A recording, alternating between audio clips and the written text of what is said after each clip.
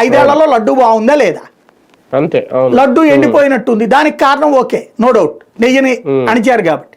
కానీ తేలాల్సింది ఏంటది?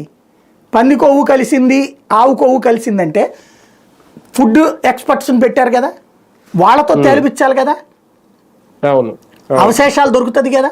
అవి టెస్టులు చేశారా ఇక్కడ? ఆయా ల్యాబులన్నిట్లలో ఆ టెస్ట్ చేయాలిగా. ఇప్పుడు వాళ్ళు నెయ్యిలో కల్తీ కలిపితే అక్కడ ఆయా ల్యాబుల్లో ఆ టెస్టులు చేయారు కదా, జంతువుల అవశేషాలకు సంబంధించిన ఏమైనా ఉన్నాయా లేదా అన్నది, అది చేశారా? అక్కడ ఏం జరిగింది? ఇక్కడ ఒకటి అడల్టరేషన్ ఫస్ట్ చెప్పింది ఈవో. ఏం అడల్టరేషన్ అన్నారు? వనస్పతి అంటే మనం ఏమంటాం, డాల్డా.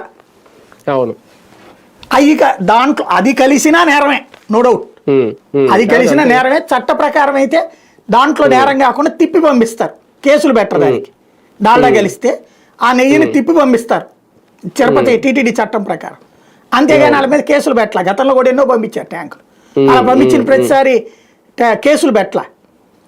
జంతు వ్యర్థాలు కనుక కలిపితే ఖచ్చితంగా క్రిమినల్ కేసు, జైల్లో వేయడమే కాదు, ప్రతి భక్తుడు ఎదురు చూస్తున్నటువంటి వ్యవహారం అది. ఇప్పుడు దీన్ని దారి మళ్లించేసి దీంట్లో రాజకీయ ప్రయోజనమే ఆశిస్తున్నారు రాజకీయ పార్టీలు, పత్రికలు.